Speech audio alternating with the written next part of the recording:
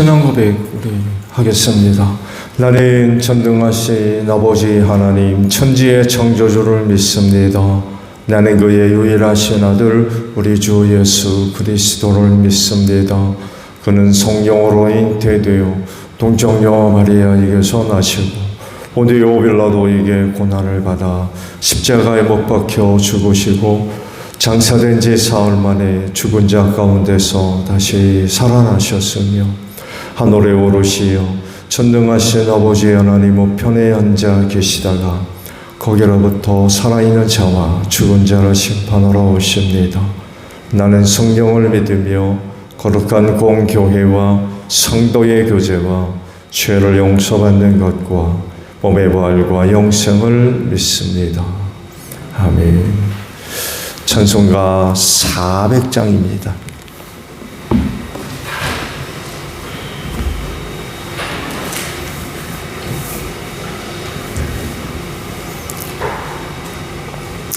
찬송가 400장이에요.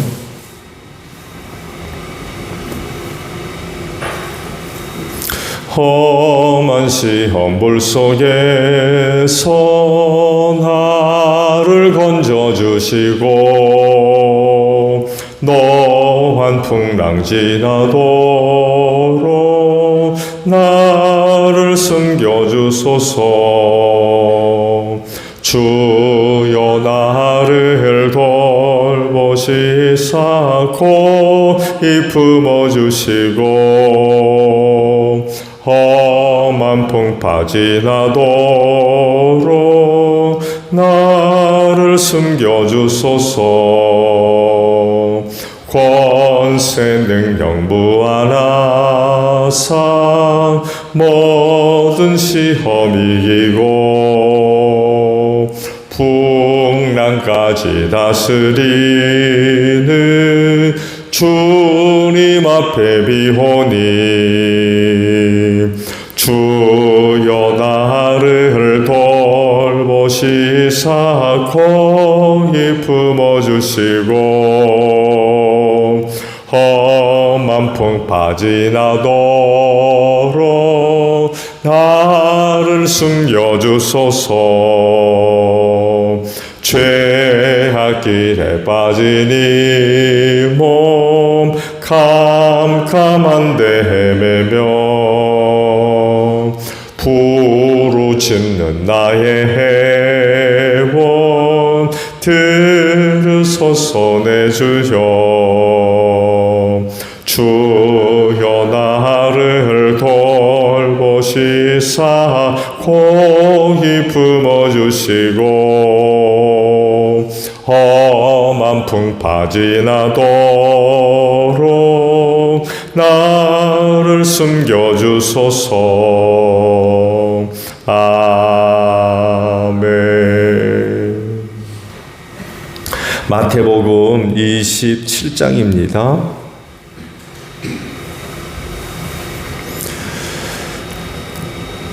1절에서 26절까지예요. 새벽이 되어서 대제사장들과 백성의 장로들이 모두 예수를 죽이기로 결의하였다. 그들은 예수를 결박하여 끌고 가서 총독 빌라도에게 넘겨주었다. 그때 예수를 넘겨준 유다는 그가 유죄 판결을 받으신 것을 보고 뉘우쳐 그 은돈 30립을 대제사장들과 장로들에게 돌려주고 말하였다. 내가 죄 없는 피를 팔아넘김으로 죄를 지었소. 그러나 그들은 그것이 우리와 무슨 상관이요 그대의 문제요 하고 말하였다. 유다는 그 은돈을 성전에 내던지고 물러가서 스스로 목을 매달아 죽었다. 대제사장들은 그 은돈을 거두어 말하였다. 이것은 피값이니 성전 금고에 넣어서는 안 돼요. 그들은 의논한 끝에 그 돈으로 토기장에 밭을 사서 나그네들의 묘지로 사용하기로 하였다. 그 밭은 오늘날까지 피밭이라고 한다. 그래서 예언자 예레미야를 시켜서 하신 말씀이 이루어졌다. 그들이 은돈 30립 곧 이스라엘 자손의 값을 매긴 사람의 몸값을 받아서 그것을 주고 토기장에 밭을 샀으니 주님께서 내게 지시한 그대로다. 예수께서 총독 앞에 서시니 총독이 예수께 물었다. 당신이 유대인의 왕이요? 그러나 예수께서는 당신이 그렇게 말하고 있어 하고 말씀하셨다. 예수께서는 대제사장들과 장로들이 고발하는 말에는 아무 대답도 하지 않으셨다. 그때 빌라도가 예수께 말하였다. 사람들이 저렇게 여러 가지로 당신들에게 불리한 증언을 하는데 들리지 않소? 예수께서 한마디도 단 한 가지 고발에도 대답하지 않으시니 총독은 매우 이상히 여겼다. 명절 때마다 총독이 무리가 원하는 죄수 하나를 놓아주는 관례가 있었다. 그런데 그때 예수 바라바라고 하는 소문난 죄수가 있었다. 무리가 모였을 때 빌라도가 그들에게 말하였다. 여러분은 내가 누구를 놓아주기를 바라오. 바라오 예수요, 그리스도라 하는 예수요. 빌라도는 그들이 시기하여 예수를 넘겨주었음을 알았던 것이다. 빌라도가 재판석에 앉아 있을 때에 그의 아내가 사람을 보내어 말을 전하였다.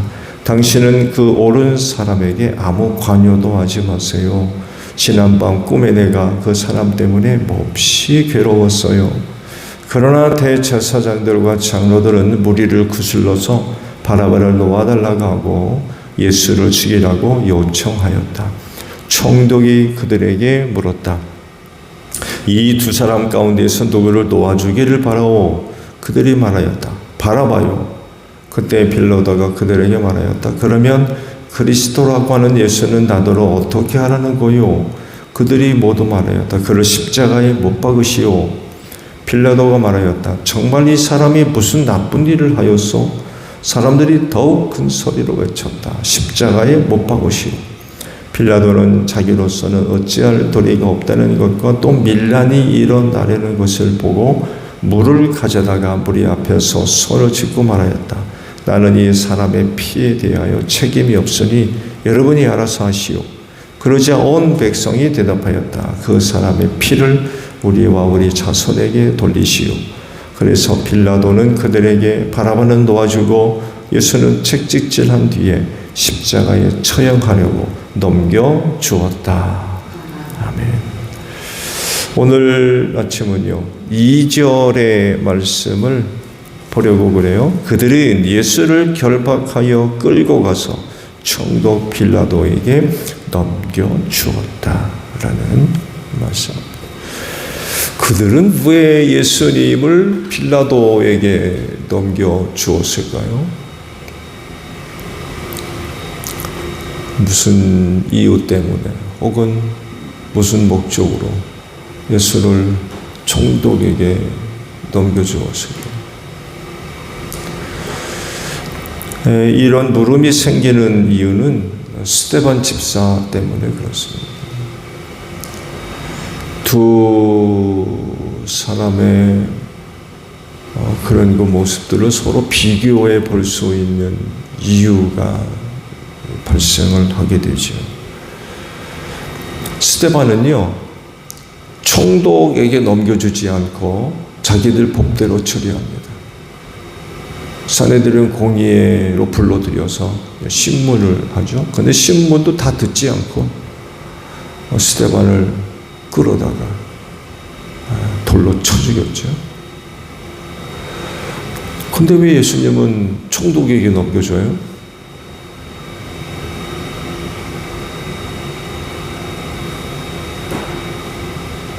차이가 뭐예요?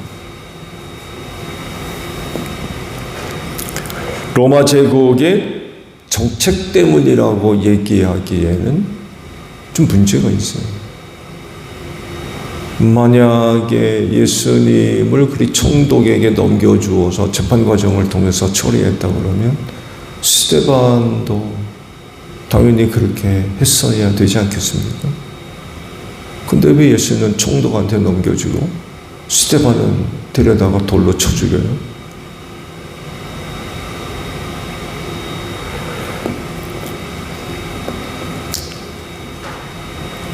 혹자는 그래요. 로마 제국의 정책 때문에 그런 게 아니냐 그런 거 이야기를 하는데 좀 받아들이기가 좀 어렵죠. 뭐 아시듯이 로마 제국은 점령지에 대해서 관대한 그런 그 정책을 폈죠.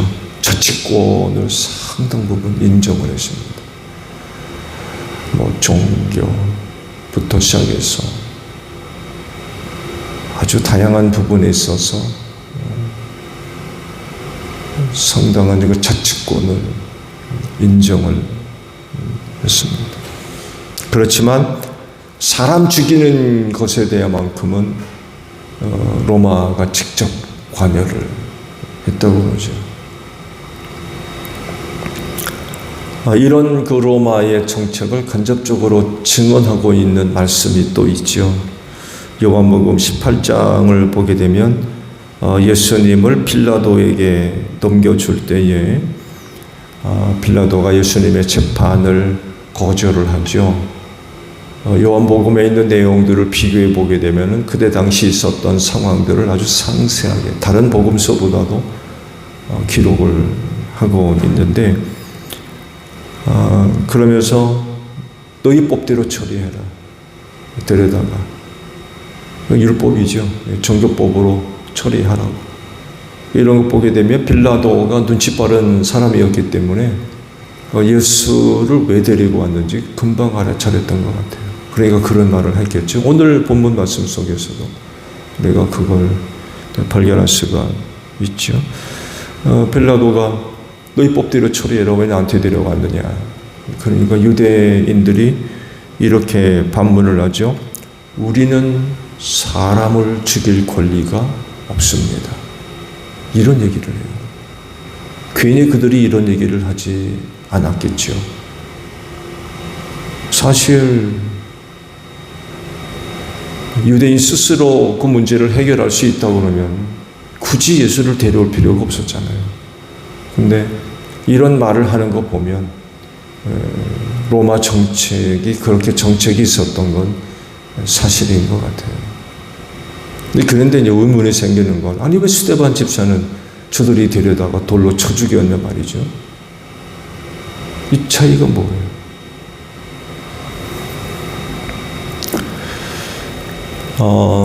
당시 그 팔레스틴을 중심으로 해서 그 지역을 점령했던 점령자들의 그 정책들을 좀 살펴보게 되면 페르시아 때부터 시작해서 헬라를 거쳐 로마 시대에 이르기까지 그 정책이 상당한 그 유사성을 갖고 있어요. 그들 모두가 다 유화 정책을 폈습니다. 그래서 앞서 말씀을 드린 대로 그 팔레스틴 지역에 대한 자치권을 상당 부분 인정을 했습니다. 그래서 혹자는 이렇게도 이야기를 하더군요. 그 정치적으로 민감한 예루살렘을 제외한 유대 다른 대부분의 거의 많은 지역에서는 그 지역의 패권을 누가 차지하고 있는지조차를 몰랐대요. 그럴 정도로 상당한 그런 그 자치권을 갖고 있어가지고 자기네들을 좀 누가 다스리고 있는지, 페르시아인지 헬라인지 로마인지 이게 잘 몰랐다는 거예요. 그럴 정도로 자치권이 인정됐었다라고 평가를 하기도 하더군요.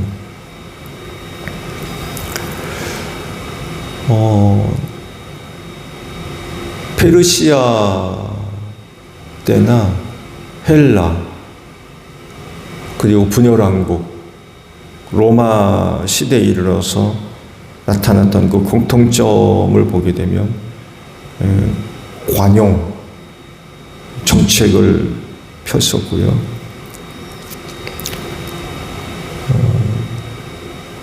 그러나 서로 다른 점을 이야기하는 것을 보게 되면 페르시아 때에는 공존, 페르시아는 페르시아대로 또 유대는 유대대로 함께 공존하는 이런 큰 틀이 있었다고 하면, 헬라로 시작해서 로마에 이르기까지의 과정은 융화 정책이었다라고 이야기를 하더군요. 융화, 공존과 융화는 좀 다르죠. 그러면 그 당시 그 유대의 심각한 위기가 됐던 거는 공존이겠습니까? 융화겠습니까? 뭐였을까요? 융화입니다. 융화 정책. 그때 시대에 발현했던 문화가 헬레니즘이었죠.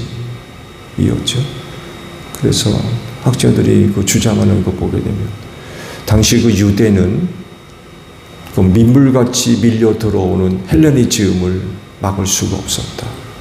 이렇게 표현합니다. 거대한 민물같이 밀려 들어오는 헬레니즘, 당연히 이방 문화죠. 타락한 이방 문화, 인간 중심의 헬라 철학들, 이런 거 헬레니즘이 민물같이 밀려 들어올 때 유대는 막을 길이 없었다. 그러니까 겉으로 보게 되면 유대교라고 거대한 종교적인 그런 그 문화 위에 세워져 있는 나라였고 민족이었지만 이 헬레니즘 앞에서는 뭐 속절없이 무너지고 있었다는 얘기예요. 뭐 종교는 뭐 말할 것도 없고 뭐 심각한 그런 그 위기 가운데 몰렸다는 거죠. 유대의 헬라화. 이건 정말 굉장히 심각했었다는 거예요.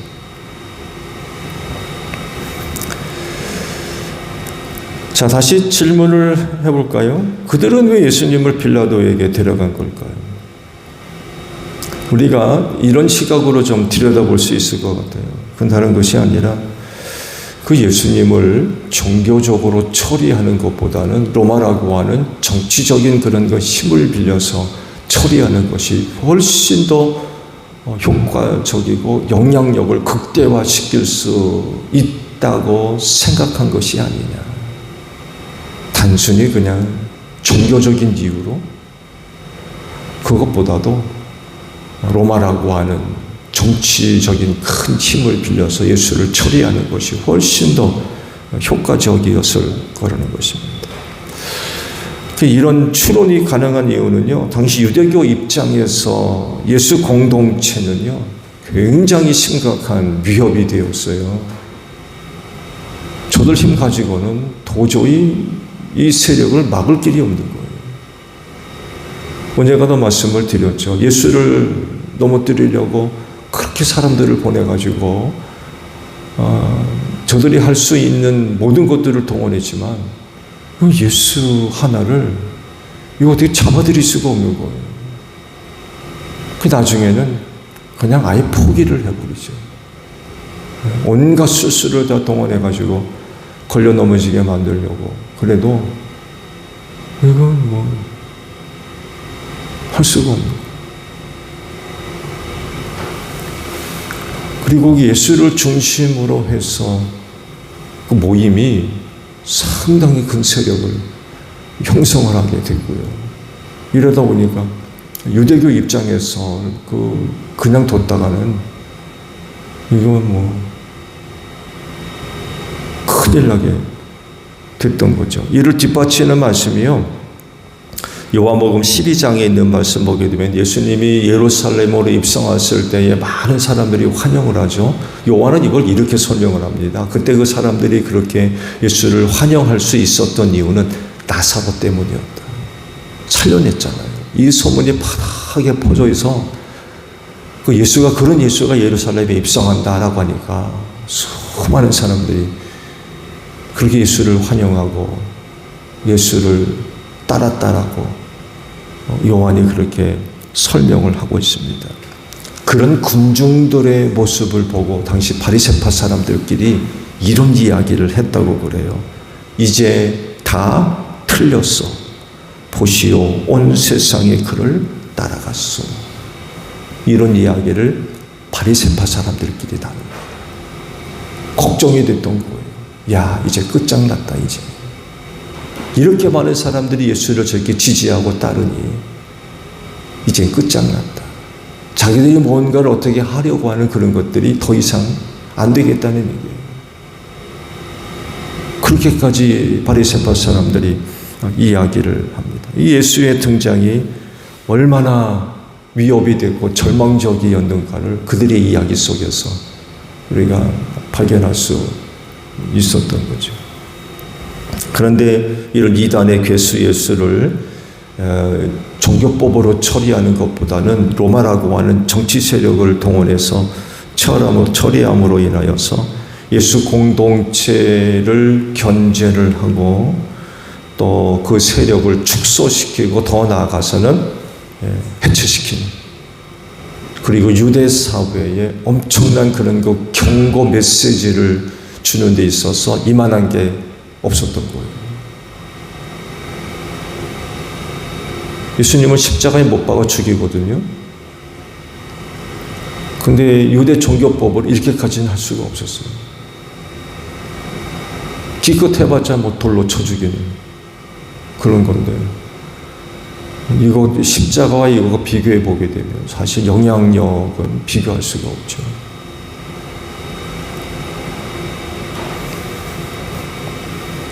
더군다나 총독 빌라도의 그 약점을 이들이 너무나도 잘 알고 있어요. 그래서 그런 그 빌라도를 뒤흔드는데 어려움이 없었다는 것을 이들이 너무나도 잘 알고 있었던 거죠. 그는 총독이거든요. 로마에서 파송한 총독. 그런 그에게 있어서 관심은 종교가 아닙니다. 유대 사회가 종교 사회잖아요. 근데 그런데 파송했다고 해가지고 총독으로서 유대 종교에 관심이 있는 거냐? 전혀 그렇지 않습니다. 총독으로서 뭐 공의와 공평을 펼치는 거냐? 사실 그것도 아니에요. 여러분, 로마 총독 파송된 총독에 있어서 가장 큰 관심이 뭐겠어요? 두 가지입니다. 세금 걷어들이는 것.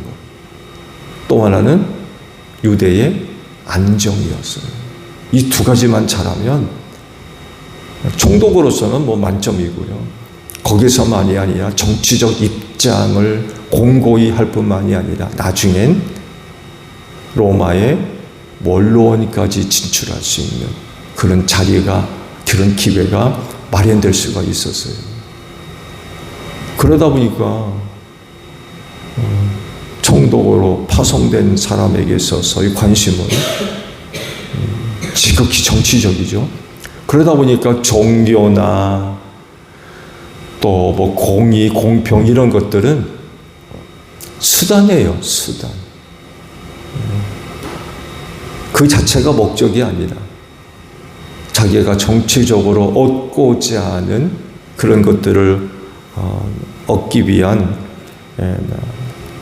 하나의 그 수단에 불과했던 거죠. 만약에 자기 정치적인 어떤 것에 영향을 주는 것이라고 하면 종교? 타협의 대상. 공의공평? 타협의 대상. 그런 게 중요한 게 아니었기 때문에 그래요. 적당히 타협을 하고 저가 얻고자 하는 것을 얻으면 그만이었어요. 근데 유대 사회는 안 그렇잖아요. 종교 사회니까 종교법, 율법이죠. 그 율법을 근거한 공의와 공평, 이건 유대인들에게는 목적이죠. 수단이 아니라. 근데 빌라도 총독은 전혀 그렇지가 않았던 거예요. 그건 타협이에요, 타협. 타협만 보면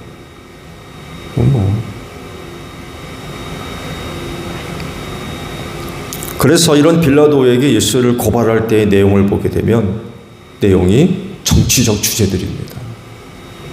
세 가지를 내용으로 고발을 하죠. 유대 민족을 오도한다.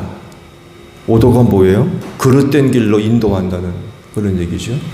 이걸 정치적으로 바라보게 되면 총독 입장에서는 굉장히 심각한 거예요. 유대를 오도하게 되면 무슨 일이 벌어지겠어요?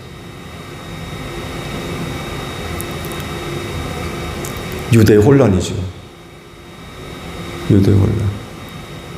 그 더 나아가서 반란까지 염려해야 할 그런 내용이에요. 총독 입장에서는 이건 절대로 있어서는 안 되는 일이죠. 두 번째는 황제에게 세금 바치는 걸 못하게 했던 사람이다. 말씀드렸죠? 이것도 굉장히 심각한 문제였고요. 세 번째는 그리스도 곧 왕이라고 한다는 왕. 이건 역시 로마 세력에 저항하는 그런 의미가 있는 내용이죠. 이렇게 고발의 내용 모두가 다 참 총독 빌라도에게는 잠 못 이룰 밤을 수도 없이 보낼 수밖에 없는, 자다가도 벌떡 일어나게 하는 그런 심각한 주제들이었던 거예요. 근데 이 총독 빌라도가 눈치가 얼마나 빠른 사람인지 금방 알아차렸어요. 이게 저들끼리의 문제지 이 로마 제국에 관여할 수 있는 일이 아니라는 걸 금방 알아차렸어요. 그리고는 돌려보내죠. 왜 데리고 왔느냐고. 너 이 법대로 처리하라. 그렇게 얘기했던 게 눈치챘기 때문에 그래요.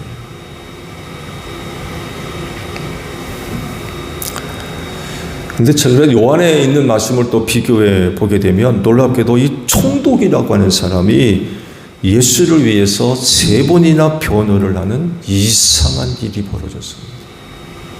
그 당시로서는 참 어처구니 없는 그런 모습이었던 거예요. 그런 상황이었던 거예요. 로마 총독이 죄인을 풀어주기 위해서 3번씩이나 변호한다는 건 이건 참 기가 막힌 일이 벌어졌던 거예요.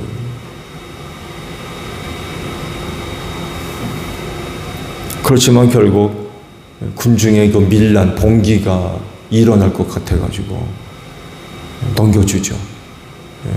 말씀드렸죠. 그의 관심은 유대 안정이었어요. 정치적 출세를 위해서. 근데 이런 것들이 자주 일어나서 감당받지 못했다. 이런 소문이 로마로 들어가게 되면 정치 생명에 심각하거든요. 어떻게든 이런 일들이 일어나지 말아야 돼요. 옳고 그름의 문제가 아니었던 거예요. 총독 입장에서는. 그래서 그대로 그냥 넘겨주죠.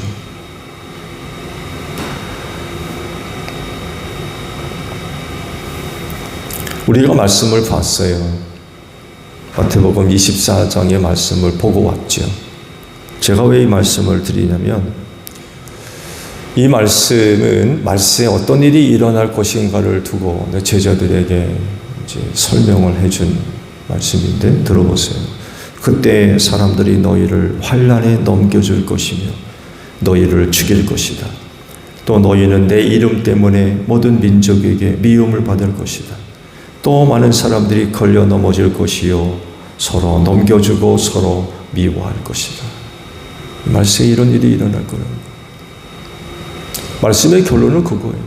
끝까지 견디는 자는 구원을 얻을 것이다. 지금 예수님이 똑같은 일을 겪고 계십니다. 그를 믿는 사람들이 마지막 때 어떤 일이 있을 거라고 생각하십니까? 법적인 보호가 가능할 것 같아요? 예수께서 말씀하신 그 내용을 보게 되면 그런 거 기대할 수가 없어요. 예수님도 당신께서 하셨던 말씀을 그대로 실천하십니다. 끝까지 견디십니다.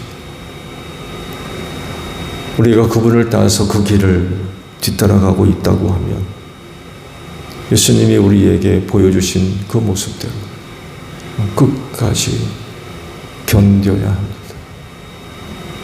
견디지 못하면 구원받을 수 없어요.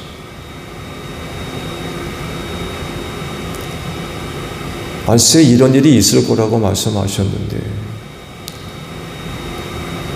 그렇다고 그러면 이런 일을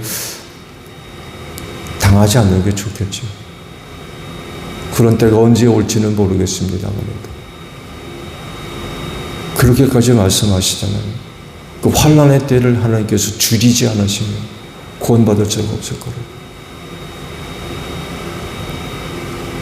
그럴 정도로 심각한 위험과 어려운 일들이 있을 것인데 그리고 예수가 그 모습을 보여줬고 그를 따라갔던 많은 제자들이 그런 일을 겪었어.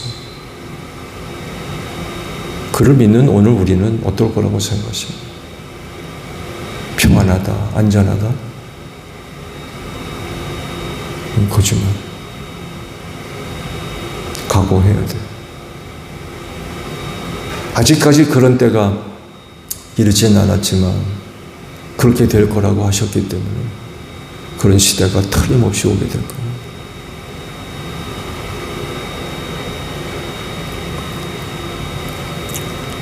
끝까지 잘 참고 견디는 여러분들이 되시기를 바랍니다.